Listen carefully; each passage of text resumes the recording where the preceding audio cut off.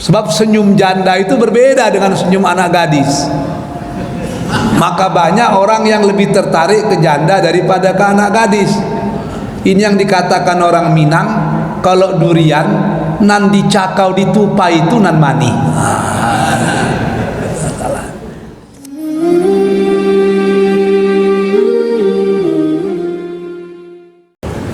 Ini pertanyaan yang berat ini. Dan ini pertanyaan yang sensitif untuk para ibu-ibu yang ada di belakang itu.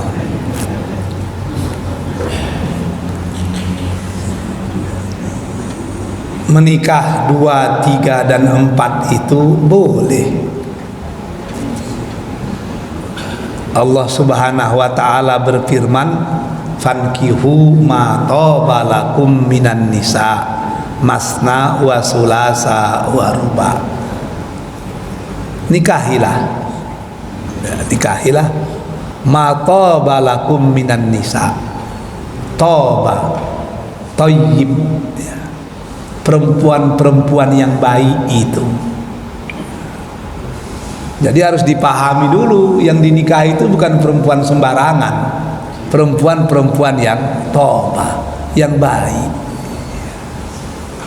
Nanti ulama-ulama banyak menjelaskan makna toba itu apa, makna baik itu apa itu. Sebab kalau menikah banyak pun dengan perempuan yang tidak baik, itu hanya akan menciptakan neraka Tuhan di bumi itu. Dan di ayat itu tidak diceritakan apakah harus sudah mati istri pertama, kedua, ketiga, tidak ada pula diceritakan itu. Lalu kalaupun ada pendapat seperti itu, ya ijtihad. Namun ayat yang berikutnya, fa in khiftum, jika ada saja rasa takut an ta'dilu, tidak bisa berlaku adil, fawahidah, cukup satu. Jadi tanya kepada hati, bisa tidak berlaku adil? Maka dalam beberapa hadis ada dikatakan, minta pendapat kepada hati nuranimu, bisa tidak berlaku adil itu? Kita menikah, kalau fa'in khiftum, ada saja rasa ragu, tidak bisa ini, artinya fawahidah, cukuplah satu. Walaupun keadilan yang hakiki itu tidak akan pernah dimiliki oleh manusia. Maka ayat berikutnya dikatakan, jangan sampai kecenderunganmu kepada istrimu yang lain melebihi kepada istri yang lain pula. Tidak adil.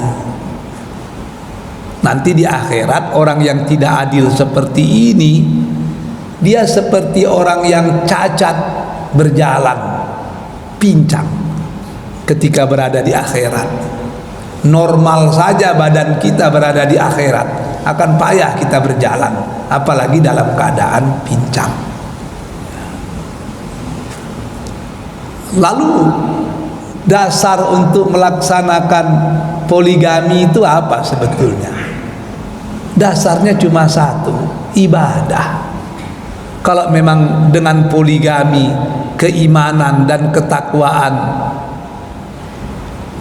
Pak Lubis bertambah, silakan. Tapi justru kalau dengan poligami justru membuat huru-hara dan keimanan serta ketakwaan kita semakin berkurang, ya jangan. Sebab nikah itu ibadah. Bagaimana rumah tangga kita itu menjadi surga Tuhan di muka bumi sebelum kita mendapatkan surga abadi di akhirat nanti. Itulah falsafah pernikahan dalam Islam. Jadi kalau izin mengizin itu nantilah, tapi harus dipahami falsafahnya dulu. Apakah memang harus meninggal dulu? Ya enggak juga. Coba lihat para sahabat-sahabat yang lain, apa memang seperti itu? Kan tidak juga. Tapi Saya tertarik dengan Ibnu Ashur, ahli tafsir dari Sudan.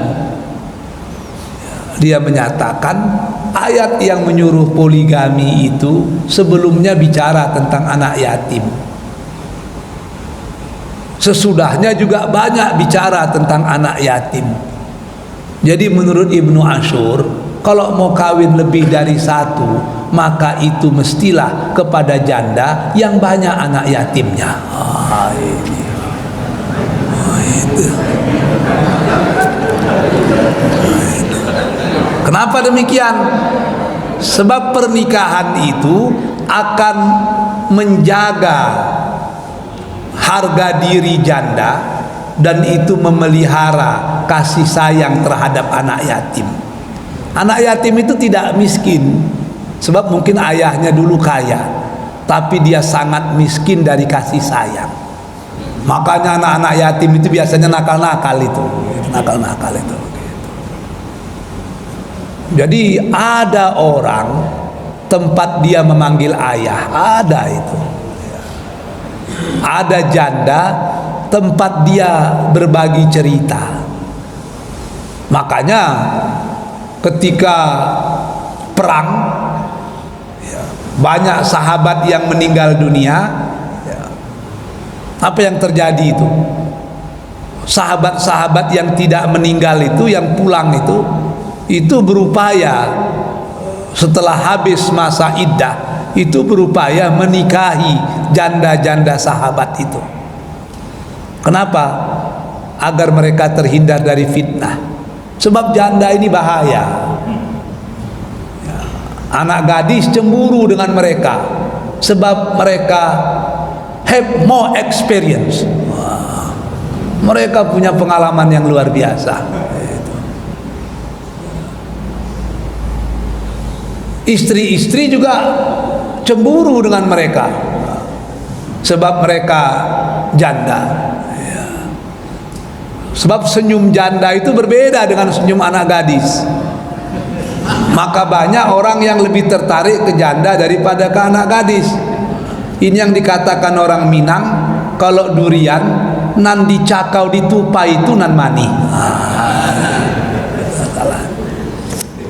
Jadi ada pendapat Ibnu Ashur seperti itu, begitu. Tapi juga ada pendapat-pendapat yang lain yang berbeda. Seperti yang dikatakan Lubis tadi, ya kalau mau apa menikah ya silahkan, begitu. Bagi saya poligami itu sebetulnya adalah emergency exit. Emergency exit. Sebab perempuan itu ada masa batasnya, sementara laki-laki tidak terbatas. Apalagi ekonominya sehat, badannya sehat itu.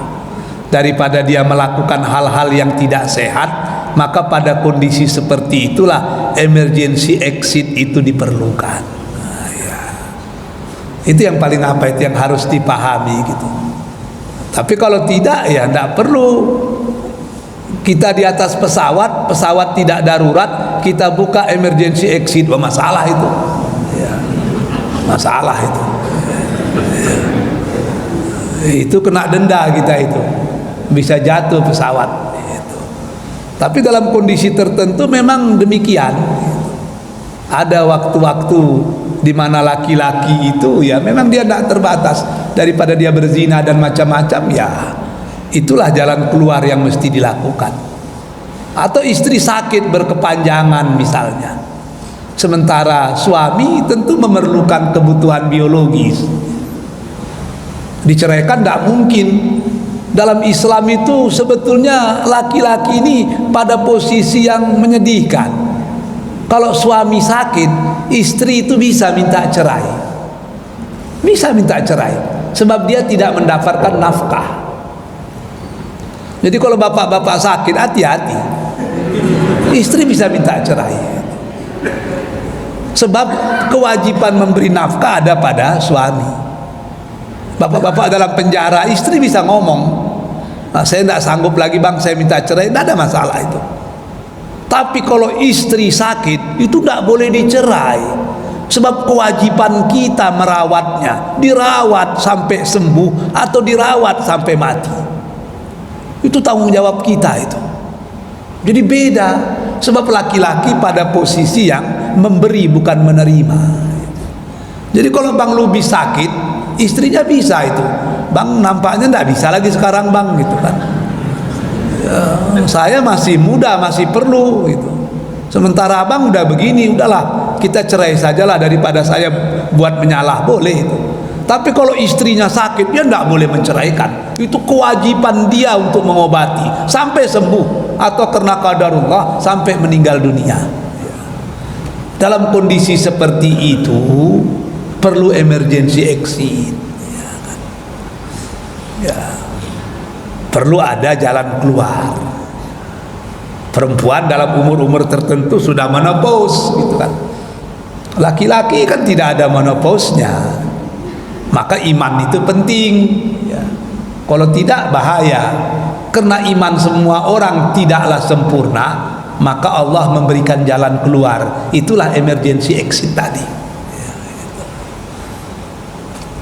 Jadi Pak Lubis ya kalau masalah minta izin itu bisa belajar dengan Pak Abrizal lah cuman aja. Ibu-ibu pun gitu juga gitu. Andai kata supaya suaminya tidak mau menikah lagi, setiap pagi itu berikan air kopi atau apa, itu dibaca mentra-mentra itu ya. Pakunduk nunduk dan sangka lidah kokolu dan sangka hati kau lama, tunduklah kepada tunduklah kepada den. Gitu. Kalau mau ayat Al-Qur'annya ada juga kan, wa minan nasi mayattakhidzu min dunillahi andada yuhibbunahum kahubbillah. Putuskan makrifatnya. Suami itu akan cinta kepada kita sebagaimana dia cinta kepada Allah. Baca kalimat yang terakhir, kabul berkat la ilaha illallah. Nah, gitu. Nantilah kalau yang gitu malam Jumat lah kita pelajari lah.